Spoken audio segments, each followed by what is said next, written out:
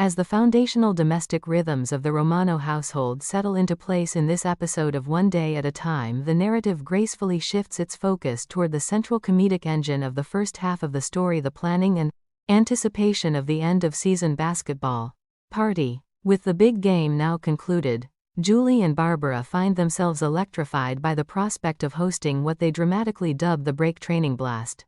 This section of the script sparkles with youthful exuberance, sisterly conspiracy, and the classic teenage optimism that collides so entertainingly with the cautious realism of single parenthood in 1970s America. The writers demonstrate exceptional skill in transforming what could have been a simple party planning subplot into a richly layered exploration of adolescent desire, social aspiration, and the delicate negotiations within a fatherless household. The excitement begins almost immediately after Anne returns home to the spotless apartment. Julie and Barbara, having completed their strategic cleaning, can barely contain their enthusiasm. The dialogue here crackles with authenticity as the sisters reveal their grand plan. Julie announces that Pete Stratton, the object of her affection, will be coming to their home, along with the entire basketball team, emphasizing the allure of all those tall guys. One can sense the palpable thrill of teenage romance and social validation coursing through their words. In the context of the 1970s, when high school sports held enormous cultural significance, and athletes often occupied the pinnacle of teenage social hierarchies, this opportunity represents far more than a mere gathering. It is a chance for the Romano girls to elevate their status, to step out from the shadow of their divorced family situation, and claim a piece of normal, enviable teenage life. The script excels in capturing the rapid-fire, overlapping conversation style so characteristic of excited siblings. When Anne inquires about Julie's geometry exam, the girls deftly pivot away from academic shortcomings toward their grand news. Julie's admission of receiving a very high D grade serves as a momentary reality check, one that Anne addresses with firm but loving discipline, referencing the previous evening's cinematic indulgence. This brief exchange beautifully illustrates Anne's dual role as both nurturer and authority figure. As a working single mother, she cannot afford to be overly permissive, yet she also recognizes the importance of allowing her daughters moments of joy. Her eventual agreement to the party, delivered with a warm laugh and the statement that it is about time you girls had a party, marks a significant emotional victory for Julie and Barbara. The girls' ecstatic reaction, complete with immediate plans for decorations, phone calls, and preparations, pulses with infectious energy. What makes this sequence particularly masterful is how the writers weave in subtle commentary on peer pressure and the social economy of adolescence. Barbara and Julie are acutely aware of their family's financial and structural limitations compared to their classmates. Their excitement about hosting the team is not merely about boys or dancing, it is about belonging. In 1970s America, where divorce was becoming more common but still carried a certain stigma, children of single parents often felt compelled to overcompensate socially. The party represents their bid for acceptance in the competitive high school ecosystem. The mention of Pete Stratton's personal invitation to Julie carries special weight. "It is the first time he ever talked to me," she reveals, her voice tinged with wonder and vulnerability. This detail humanizes Julie beyond the scheming teenager, revealing her longing for romantic attention and validation in a home where the traditional father figure is absent. The planning phase that follows Anne's approval is a whirlwind of logistical delight and budding chaos. The girls immediately begin dividing responsibilities, with Julie eager to call everyone and Barbara focused on decorations. Their youthful assumption that they can take care of everything stands in charming contrast to the practical realities that will soon emerge.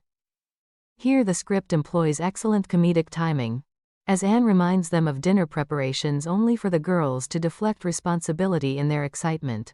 These small domestic negotiations highlight the everyday friction and affection that define the Romano family dynamic. Anne's willingness to yield to their enthusiasm even as she prepares to attend a wedding the following evening speaks to her genuine desire to foster their social growth despite the personal sacrifices involved. David Kane's entrance into the conversation adds another delightful layer to the party planning. As Anne's boyfriend, he represents both potential stability and an outsider's perspective on the family unit. The girls' quick pivot to recruit him as chaperone when they learn Anne will be absent demonstrates their resourcefulness and manipulative charm. The reference to Ozzie and Harriet chaperones cleverly contrasts 1950s ideals of parental supervision with the more liberated attitudes of 1970s youth. Julie's complaint about always dancing with her chest in their eyes, when partnered with shorter boys, elicits both laughter and sympathy, underscoring the physical and social awkwardness of adolescence. These moments reveal the writer's deep understanding of teenage psychology and the specific challenges faced by girls in single-parent homes who lack a consistent male authority figure to help navigate such situations. Schneider's involvement in this section provides some of the episode's most memorable comic relief. His absurd fish-related banter and offers to prepare Missouri River crappies inject broad physical comedy into the domestic setting. Yet even in his buffoonish interruptions, Schneider serves a thematic purpose. As the building superintendent, he represents the extended family network that often filled gaps in single-parent households during this era. His warnings about the basketball team breaking training and having gone without dames or booze for 4 months foreshadow the chaos to come while simultaneously highlighting adult concerns about teenage gatherings. The playful exchange regarding David's suitability as chaperone showcases Schneider's role as both irritant and catalyst for humor. Throughout these planning scenes, the script maintains a masterful balance between lighthearted anticipation and underlying tension. The girls' insistence on the party's importance reveals their deep need for normalcy and social connection. Barbara's enthusiastic declaration that it will be fantastic with all the tall players captures the unfiltered optimism of youth. Meanwhile, Anne's cautious approach, agreeing to the party but insisting on supervision, reflects the careful navigation required of single mothers in the 1970s. Society at the time offered conflicting messages. Women were encouraged to pursue independence, yet single mothers were often judged harshly for any perceived lapses in parental oversight. Anne walks this tightrope with grace, humor, and quiet determination. One particularly insightful aspect of the writing is how the episode uses the party planning to explore themes of trust and independence. When Anne expresses concern about the gathering getting out of hand, the girls immediately interpret it as a lack of trust. This generational friction feels remarkably authentic. Teenagers in the 1970s were asserting greater autonomy, influenced by broader cultural shifts toward personal freedom, while parents like Anne grappled with the realities of a more permissive youth culture. The dialogue captures this tension without resorting to heavy-handed moralizing, allowing the humor and heart to emerge naturally from character interactions. As the planning intensifies, the sisters' scheming takes on a more calculated dimension. Their excitement about Pete Stratton and the entire team reveals not only romantic interest but also strategic social ambition. In an era when popularity could significantly impact a teenager's self-esteem, hosting this event represents a major opportunity. The script's attention to these nuances elevates what might have been a generic party episode into something more profound, a meditation on how children of divorce seek to construct their own narratives of success and belonging. The chronological flow of these scenes is handled with precision. Each conversation builds upon the last, escalating the stakes while deepening our understanding of the characters. We witness Julie's academic struggles juxtaposed against her social aspirations, Barbara's supportive yet sometimes mischievous role as sister, and Anne's loving but exhausted navigation of multiple responsibilities. David's reluctant agreement to chaperone further complicates the dynamics, setting up rich comedic potential for later in the episode. In reflecting upon this section, one cannot overstate the brilliance of the dialogue. The writers craft exchanges that feel spontaneous and lived in, filled with interruptions, overlapping thoughts, and affectionate jabs. When the girls promise to handle all preparations, their youthful confidence borders on hubris, creating delightful dramatic irony for the audience who senses impending chaos. This foreshadowing is executed with subtlety and skill, characteristic of the show's sophisticated comedic craftsmanship. Moreover, the episode's portrayal of the basketball team party taps into broader 1970s cultural phenomena. High school sports, particularly basketball in urban settings, held tremendous social importance. The break training concept itself reflects the era's fascination with athletic discipline and its occasional rebellion.